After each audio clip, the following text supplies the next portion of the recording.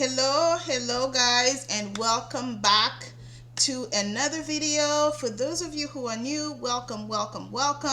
Today we are reviewing my net worth for Q3. In today's video, we're kind of going to get an overview of where I am tracking in everything that I owe and in everything that I own. Without further ado, let's get right into it.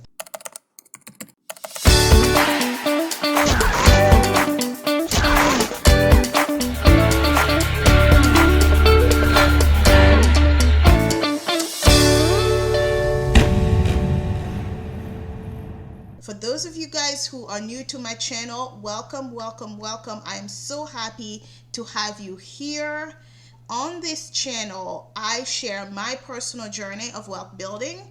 Specifically, right now, I am sharing how I am learning how to better manage my money so that I can pay down almost $195,000 worth of non-mortgage debt.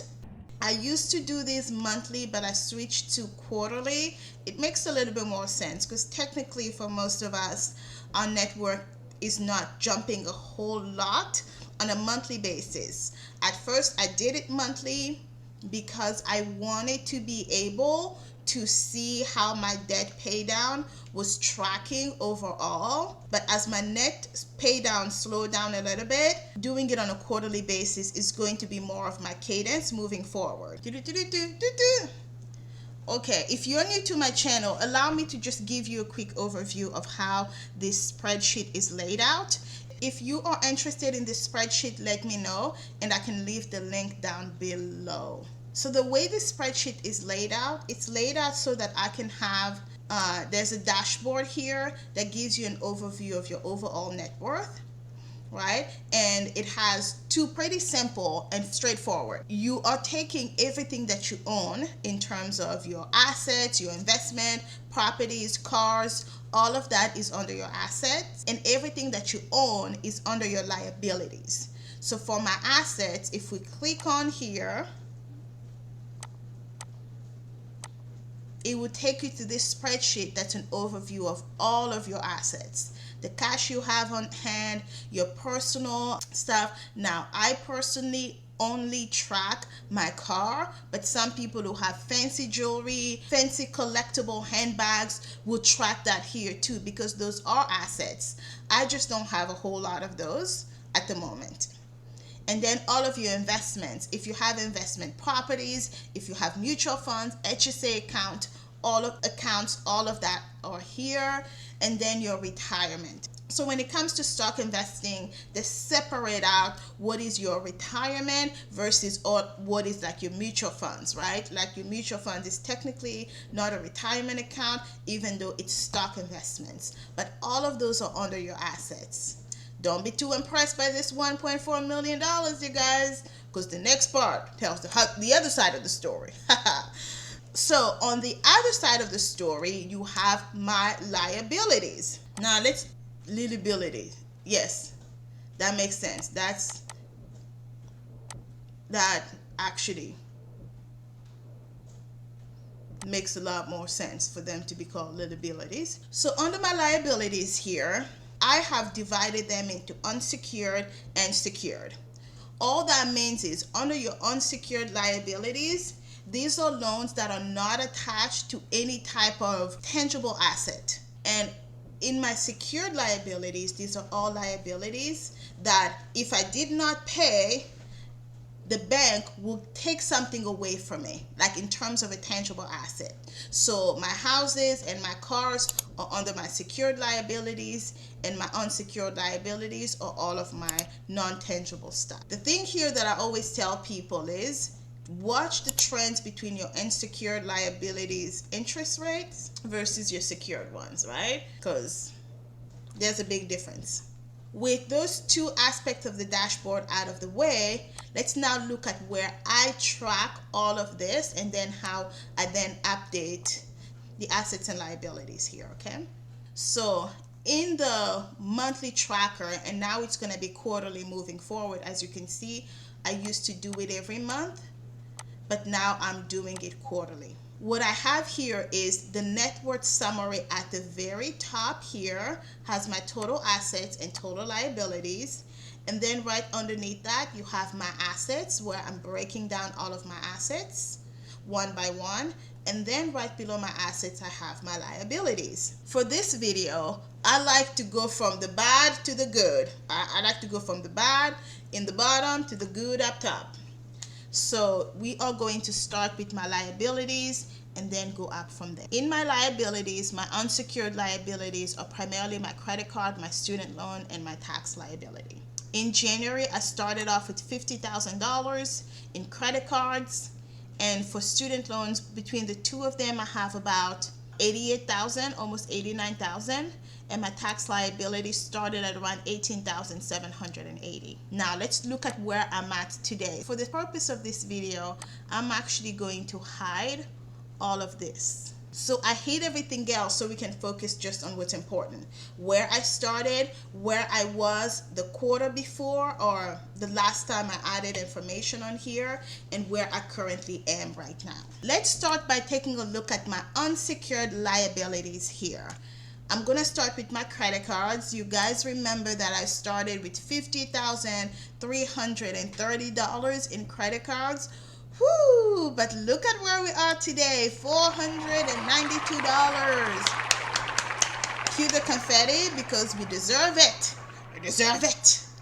And that is a difference from the previous check in July of $8,886, a percent difference of 94.75%, a difference from the start of $49,838 or 99.2%.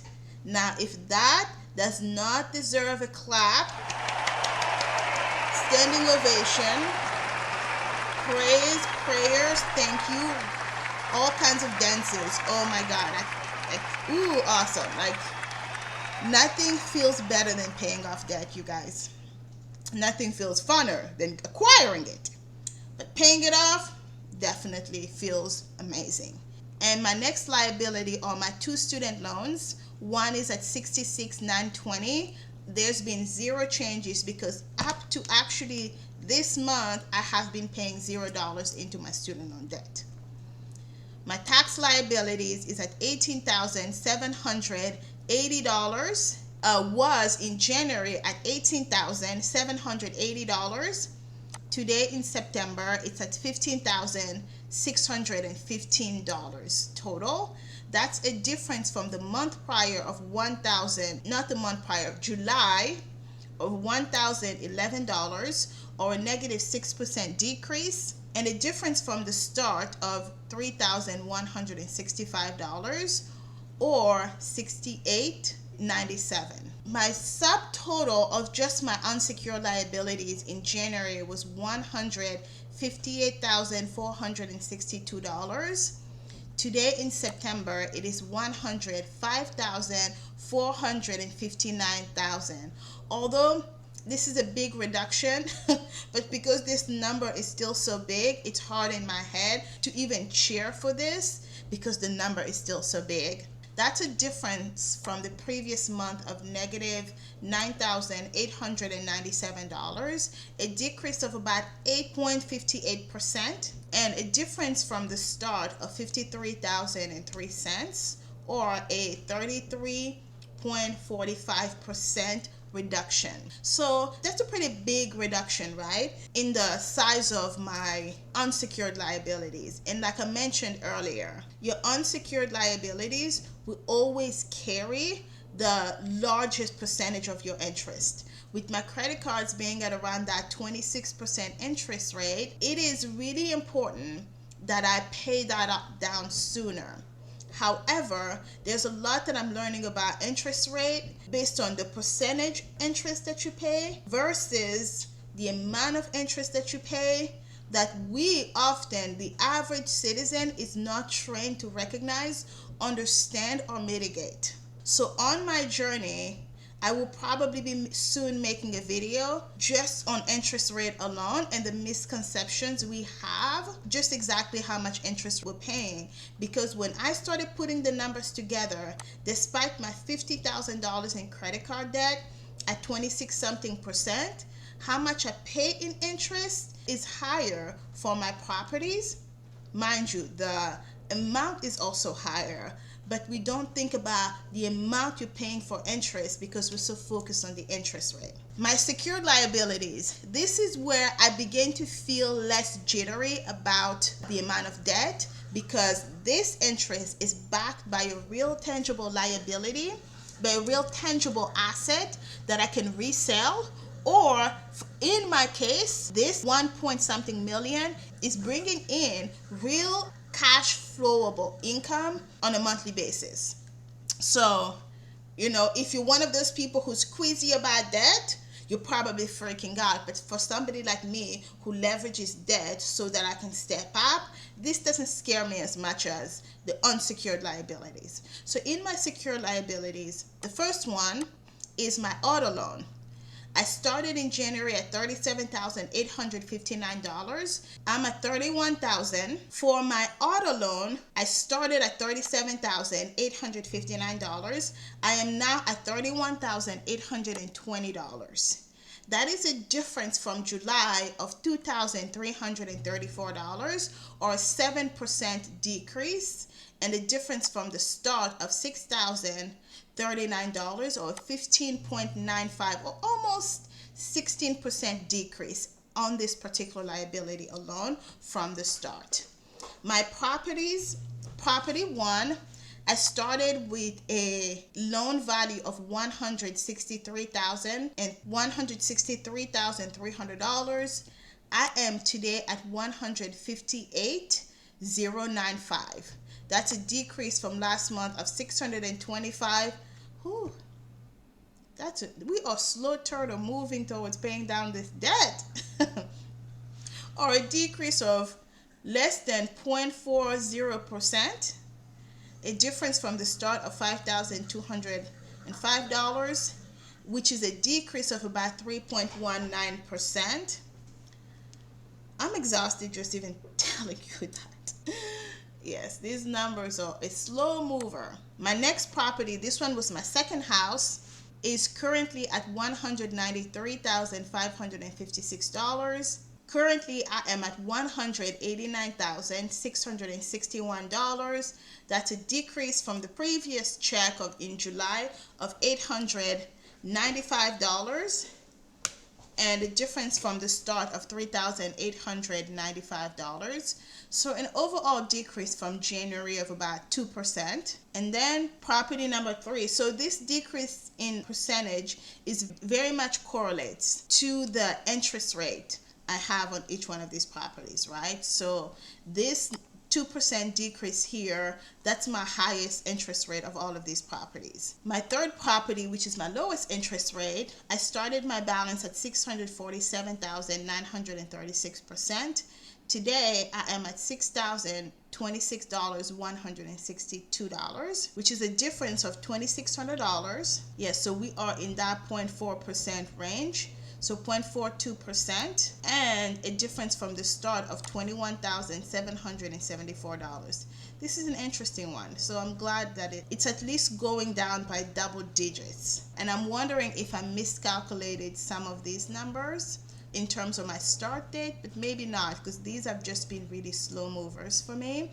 Because these two properties, even though I'm paying a lot into it, I'm not getting a lot in terms of principal reduction because property taxes are so high. My overall pay down from the start for this particular mortgage is also at that 3.36% reduction rate. So the trends are kind of the same, right? So with my unsecured liabilities, you're really able to see me focus on paying that down, so the reduction is high. For my secured liabilities, one, because I'm not paying the mortgage and somebody else is paying that mortgage for me, So I've technically made $36,000 this year without even accounting for my cash flow because somebody else is paying down the mortgage. But still, it's eye-opening to see how much money you're putting into these assets versus how much money you're getting out. Let's look at the subtotal for these assets for me. I am at $1,042,651. This is where I was in January. In September today, I'm at $1,005,738. That is a reduction of $6,453 from July and a difference from January of $36,913, or an overall percent difference of negative 3.54%. So I've reduced my overall unsecured liabilities by only about 3.5%. But like I said before, these are income producing properties, and my auto loan is, I get a stipend from my job that offsets some of that cost. So overall, I've technically made about $30,000 to $36,000 depending on how you look at it. So now if we total all of my liabilities, my secured and my unsecured, I am at $1,201,113 in January. In September, if you total all of my liabilities for September, I'm at $1,111,197. That's a reduction from the previous month of $16,358, a decrease of about 1.47%.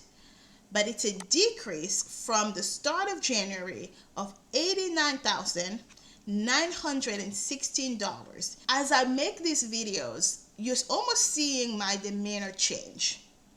Because while it is disappointing to see $2,600, $895 here, it adds up.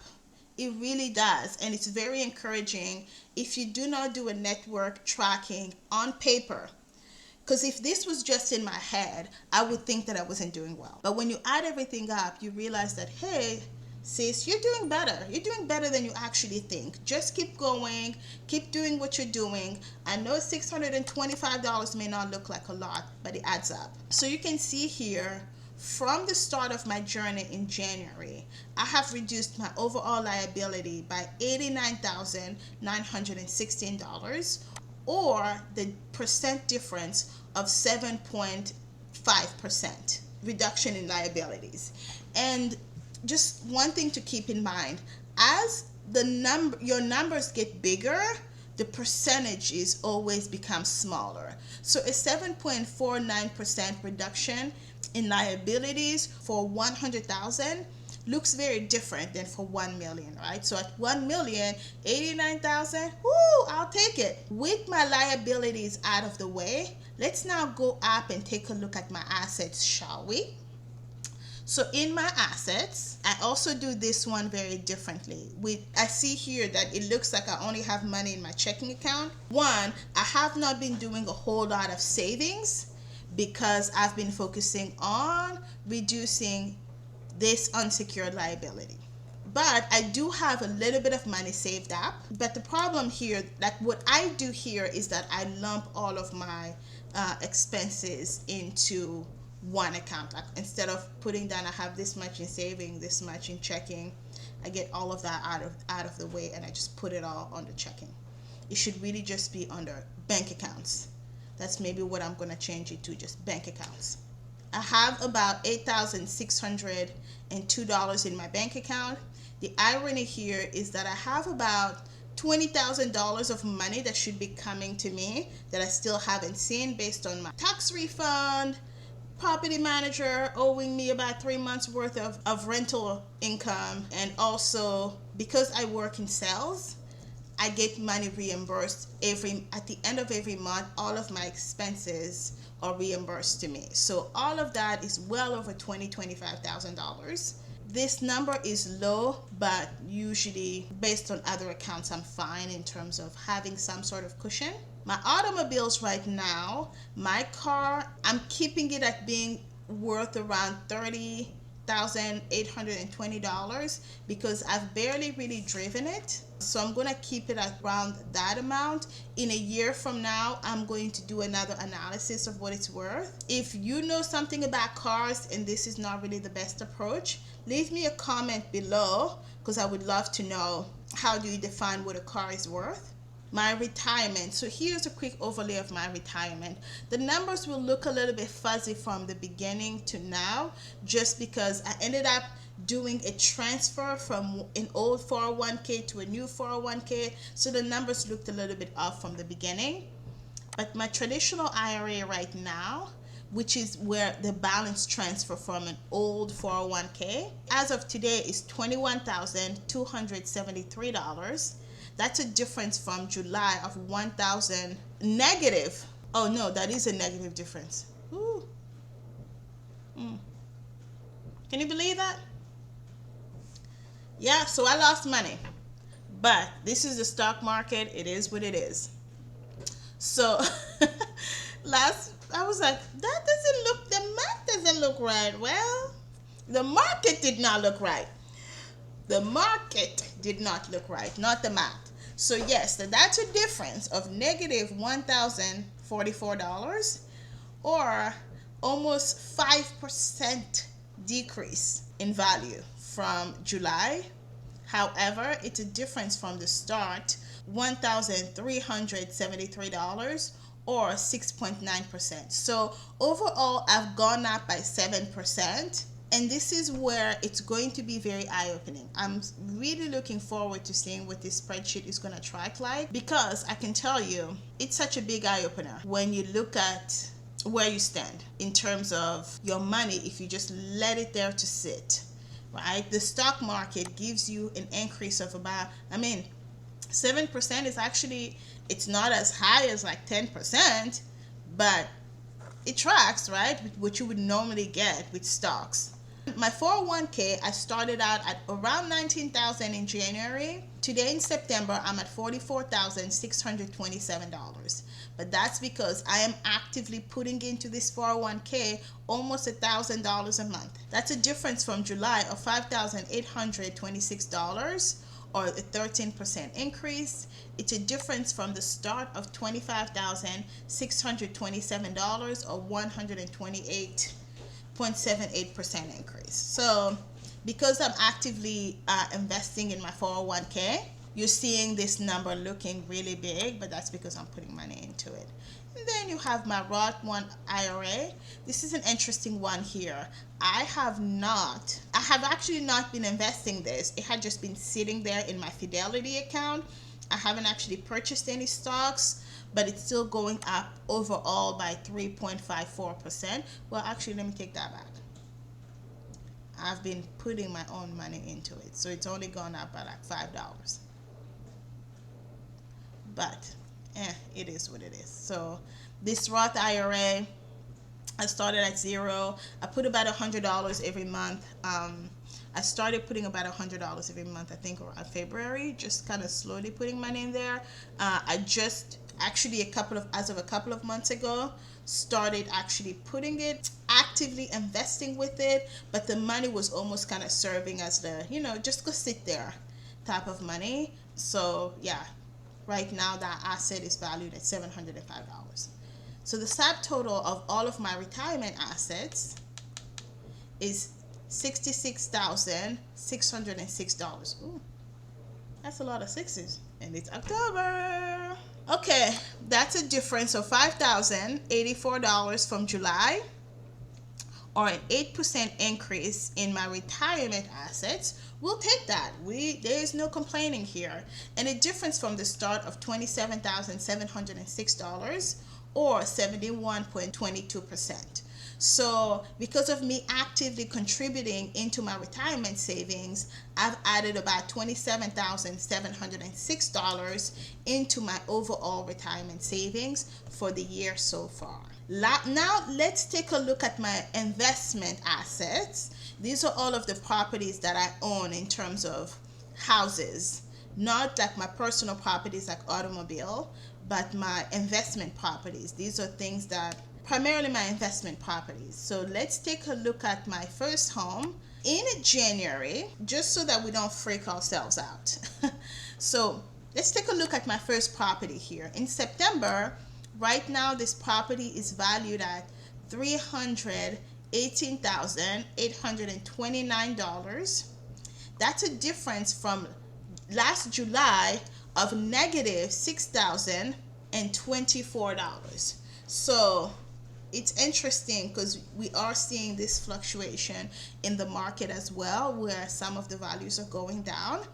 That's a decrease in value of negative 1.89%. However, it's an increase from the start of about $10,224, or a 3.31% increase in value overall from the beginning of the year. Now, when I first started, I would use Zillow because Zillow is connected automatically to my Mint. If you're new to my channel, I love Mint. If you've been here before, you know my love for Mint. That's no lie. But I like Redfin a little bit better because I feel as though Redfin gives me slightly better, more accurate information when it comes to what my house is worth. Based on previous appraisal, Redfin matched a little bit better than Zillow. Now, don't get me wrong. I'm not one of these Zillow haters who's going to be like, oh, Zillow is not accurate. As far as I'm concerned, while it wasn't as accurate as Redfin, it did give me information that was reliable. That's just me. Don't come for me. Do not bring the pitchforks for me, okay? That's just my opinion. Property number 2, I am currently at $329,188. That's a decrease of $16,619, or 5.13% decrease. That's big. And the difference from the start of $1,388, which is about an increase of 0.45%. So when it comes to your property value, it's great in showing you what you're potentially worth, but it's not accurate until you actually sell that home. Even then, when you sell it, you're getting only a fraction of whatever the net worth is saying. But what you guys are not seeing here is all of the other ways these properties make me money. That's not just what my net worth is. Property number 3, this one is kind of my current pride and joy right now, even though it didn't start that way. Property number 3 is currently worth $762,082. That's an increase from July of $9,351, or 1.23%, and a difference from the start of $46,882, or 15.19%. So these are all over the place for sure. My mutual fund, I currently am at $5,887, and I started out at $5,674. Now, I have not been actively putting money into this mutual fund. Priority 1 for me this year has been focusing on paying off debt, but I still invest in my 401k. I never stop investing in that. I'm sorry, Dave Ramsey. Right? The only thing I don't compromise is investing in real estate or 401k.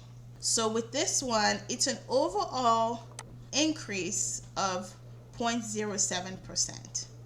My HSA, this is one that I'm actively contributing to. Started out at $5,430. Today I'm at $7,819.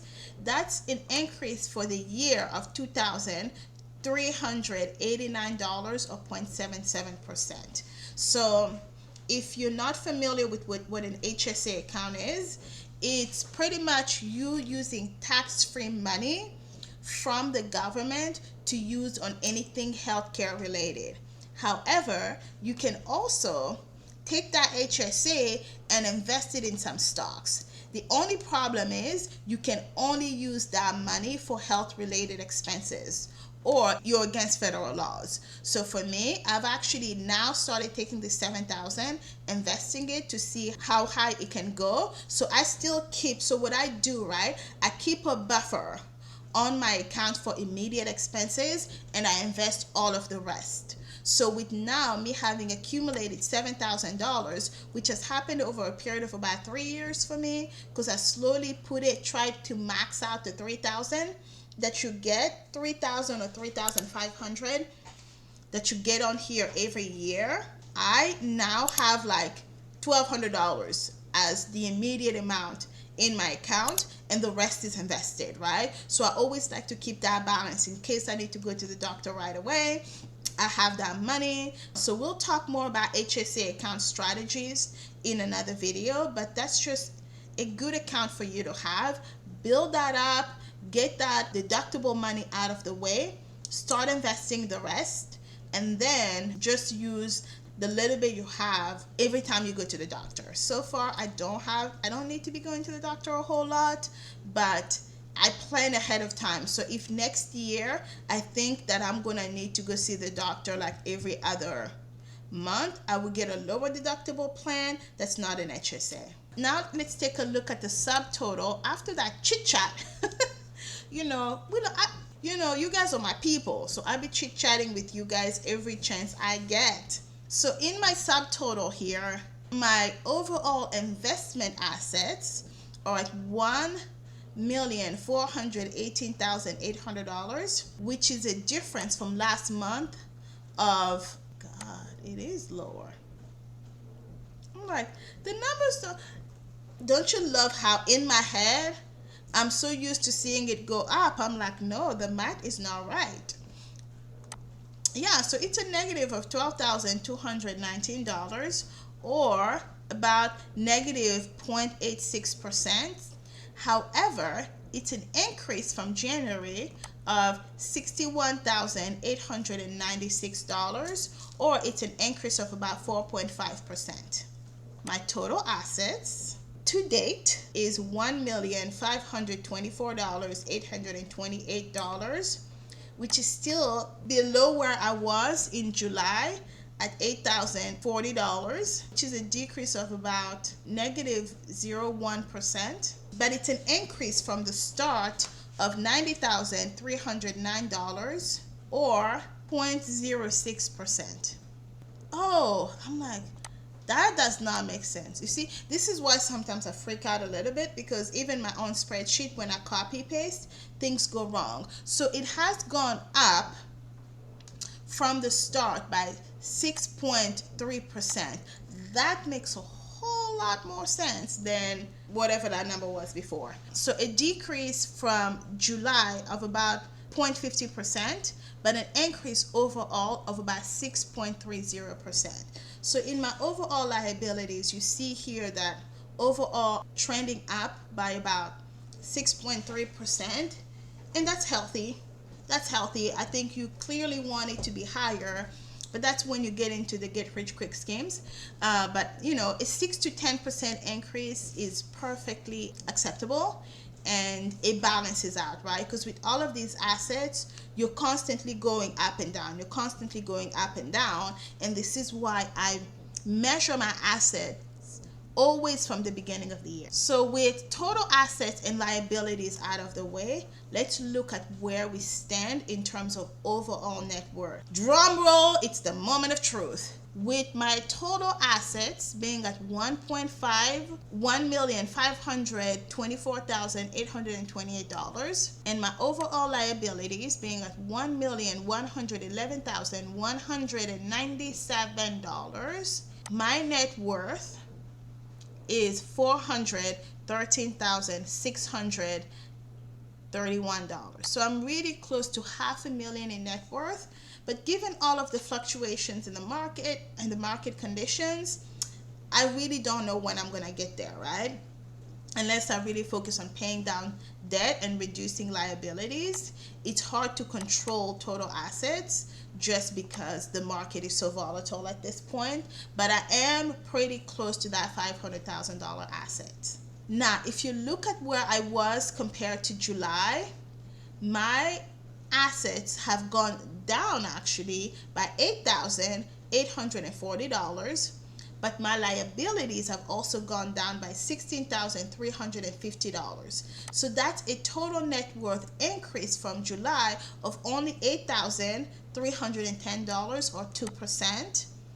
But if you look at it based on where I started, because of how much money I've paid down, how much the value of all of my assets have gone up, my net worth has gone up from the start by $180,225 or 77.22%.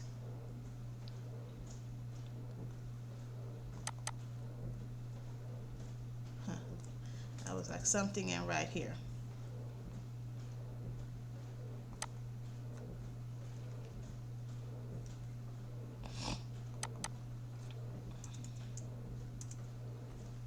You're watching how the sausage gets made. So yeah, so when you look at my total assets, they've gone up from the start by $90,000 or 6.3%, but my liabilities have also gone down by a very similar amount. What an interesting coincidence. By about $89,916 or 6.27%, for a total of $180,225 or 77.22%. You know, it's like you can't ask for too much, right? This to me is a really great number to be at $413,631,000, especially when you see that I have this much in debt, that I started with 195 and then I have this much in non-mortgage debt. Of course, I always just, all of it is around $1 million, but the rest of it is my mortgage, which is not small, but it's all income producing. This is good. We're at a good place. We're going to continue to do the right things. All right, so in conclusion, when you kind of evaluate everything for my assets and liabilities, yes, those numbers are not small, but I'm also comforted by the fact that, you know what, we are making progress, we are doing better, we are going to continue with the behaviors we have been focusing on in the past 9 months and keep carrying those. And I will continue to come up here to you and report so that together we can track where I stand in all of my financial situation. I'm a big believer in financial transparency and financial literacy. If you like this video, I hope you can give me a thumbs up. If you are currently going through your own journey, I would love to hear from you. I am small enough that I can give you guys all of the attention that you guys want, so I always try to comment on every single video, right? I would love to see you guys go through this journey with me. Please do come back for all the videos that I have. I'm really going to be putting all of my energy on this channel so that I can download a lot of my own personal learning and my own personal journey to you. So thank you so much for joining me in another video. And my dears, I would see you on the next one.